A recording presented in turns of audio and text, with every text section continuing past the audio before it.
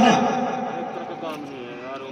بڑھتا رہا، جوانی کی دہلیز پر اس نے اپنا قدم رکھا، جوان ہو گیا۔ ایک روز اکیلا دن کے 2 بجے بازار سے، مارکیٹ سے سبزی خرید کر لایا۔ جب گھر میں آیا، ارے لوگوں ذرا کان کھولو۔ جب گھر پہنچا، جس گھر میں اس نے یہ آنکھ کھولی تھی، جس گھر میں اس نے جوانی پائی تھی، جس ماں کے آغوش میں وہ کھیلتا تھا، پلتا تھا، ماں بیٹا بیٹا، بچہ امی امی کہتا تھا، آج وہ جوان ہے، تنہائی میں گھر پہنچتا ہے، اپنا گھر ہے، ماں ہے۔ جب وہ آیا، اس نے اپنی امی کے ہاتھ میں سبزی دی، تو سبزی دیتے وقت اس نے اپنے ہاتھ سے آج اپنی ماں کی کلائی دبا دی۔ ماں گھبرا گئی، وہ اس کی آنکھوں میں شرارت دیکھ رہی تھی، آخر ماں تھی۔ اس پر ایک سناٹا چھا گیا، اس کے جسم میں ایک کرنٹ لگا، وہ کرنٹ بجلی کا کام کر گیا، آپ بے ہوش ہو گئی۔ وہ بیٹا چلا گیا۔ اب شوہر آتا ہے، پوچھتا ہے کیا بات ہے، کیا بات ہو گئی، میرے گھر میں کیا پروگرام ہے؟ کہنے لگی بس میں کچھ نہیں کہہ سکتی، میں بیان نہیں کر سکتی کیا منظر ہے۔ آج میرے گھر میں یہ واقعہ پیش آیا، میرے اس اکلوتے بیٹے نے، جس کو میں نے ناز و نخوت سے پالا تھا، میں نے اس کی آنکھوں میں آج شرارت دیکھی ہے، اور اس نے تنہائی میں میری کلائی کو دبا دیا ہے۔ اوہو،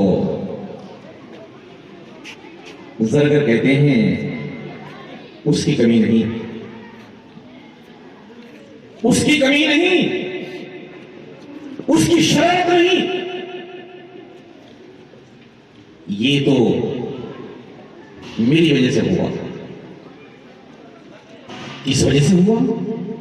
جب میری دکان پر کچھ مائیں بہنیں آج سونے اور چاندی کی چوڑیاں خریدنے آئی، تو میری آنکھوں میں شرارت سوچی۔ میں جب چوڑیاں پہنا رہا تھا، میں جب سونے کے زیور پہنا رہا تھا، میرے ہاتھوں میں غیر محرم کے ہاتھ تھے، نرم و نازک کلائیاں تھی، میرے اندر کا شیطان جا گیا، میری آنکھوں میں شرارت تھی، میں نے چوڑیاں پہناتے ہوئے اس کی کلائی کو دبا دیا تھا۔ اس ہاتھ لے اس ہاتھ دے، میں نے دکان میں اس کی کلائی دبائی تھی، اللہ نے میرے گھر میں تیری کلائی کو دبا دیا ہے۔ میں روڈ پہ چلتا ہوا، دکان پہ بیٹھا ہوا، مارکیٹ میں جاتا ہوا، اپنی آنکھوں سے خیرات کرتا ہوں، اپنے پیروں سے خیرات کرتا ہوں، اپنے بازو سے خیرات کرتا ہوں۔ یاد رکھ لینا، اس ہاتھ لے اس ہاتھ دے، جس راستے سے تو گندگی کی نظر سے جاتا ہے، اسی راستے سے تیرے گھر میں گندگی آ جاتی ہے۔ بڑا نازک مسئلہ ہے۔ ہمیں اگر اپنی ماں کو بچانا ہے، اپنے پریوار کو بچانا ہے، اپنے بچوں کو بچانا ہے، تو یاد رکھ لینا ہمیں گندگی سے صاف ہونا پڑے گا۔ برائی قرض ہے، زنا قرض ہے، گالی قرض ہے، بہتان قرض ہے، الزام قرض ہے، غیبت قرض ہے۔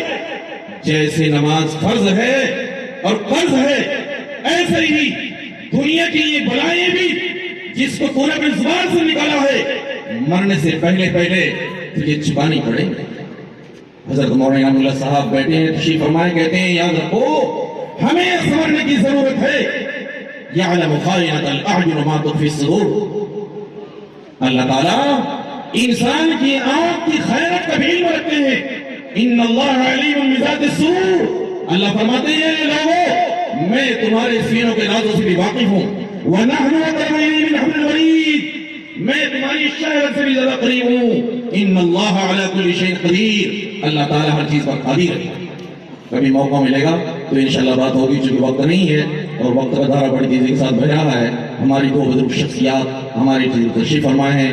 میں آخر میں ان اپنی بہنوں کو، ان اپنی بیٹیوں کو، اپنی ان بھتیجیوں کو سلام پیش کرتا ہوں کہ جنہوں نے یہاں بخاری شریف کا اختتام کیا ہے. مبارک ہے ان کے وہ ہاتھ، مبارک ہے ان کے وہ چہرے، مبارک ہے ان کی وہ آنکھیں، مبارک ہے ان کا وہ سینہ، مبارک ہے ان کا وہ دماغ کہ جنہوں نے اللہ کے رسول کی حدیث کو سنا ہے، اللہ کے رسول کی حدیث کو دیکھا ہے. ان کے ہاتھ میں بھی نور آ گیا ہے، ان کے سینے میں بھی نور آ گیا ہے، ان کی آنکھوں میں بھی نور آ گیا ہے، ان کی زبان میں بھی نور آ گیا ہے. یہ کوئی ہندی کی گرنتھ کی کتاب نہیں ہے، یہ کوئی سائنس کی کتاب نہیں ہے، یہ تو نبی کریم صلی اللہ علیہ وسلم کے وہ کلمات ہیں جو کبھی پہاڑوں میں بیان ہوئے ہیں، کبھی ریگزار میں بیان ہوئے ہیں، کبھی مدینہ میں ہے تو کبھی مکی کی گلیوں میں ہے، کبھی سنگلاخ وادیوں میں ہے تو کہیں میدان کارزار میں ہے. ان احادیث کے پیچھے بڑی قربانیاں ہیں، بڑی قربانیاں ہیں، بڑی قربانیاں ہیں. کتنی مائیں ہیں، کتنی بہنیں ہیں کہ گھروں سے نکلتی ہیں، پنیاں چلتی ہیں، وہ گلی کوچوں کی نظر ہو جاتی ہیں، کمپنیوں کی نظر ہو جاتی ہیں، وہ ٹی اسٹالوں کی نظر ہو جاتی ہیں. مبارک ہو، میں مبارکباد پیش کرتا ہوں اپنی بہنوں کو، ان کے والدین کو کہ انہوں نے اچھے کام کیا ہے. بہت اچھا ہے، بہت اچھا ہے. بچاؤ اپنے بچوں کو اس الحاد سے، اس زندگیت سے، اس کفر سے اور اس شرک سے. اللہ کی قسم دنیا میں ایمان سے بڑی کوئی چیز نہیں ہے. اگر ہمارے بچوں کو ایمان بچ گیا تو ہم اللہ کے سامنے روبرو ہو جائیں گے. کیا ہو رہا ہے؟ ہمیں ضرورت ہے ڈاکٹر کی، پروفیسر کی، انجینئر کی، لیکچرار کی، آئی ایس کی، پی سی ایس کی. ہمیں سب کی ضرورت ہے، ہمیں سب کی ضرورت ہے، مگر ان کا سب کے باوجود اقرا بسم ربک الذی خلق. ہمیں سب سے پہلے اس علم کی ضرورت ہے جس علم میں رب کے نام کی نسبت ہوتی ہے. کون سا علم ہے وہ علم کھلونے کا علم نہیں ہے، وہ علم ایک شہر کو دوسرے شہر کو برباد کرنے کا علم نہیں ہے، وہ علم ٹینکوں کا علم نہیں ہے، میزائلوں کا علم نہیں ہے، ملک کو ملک برباد کر دے اس کا وعدہ نہیں، یہ علم نہیں ہے.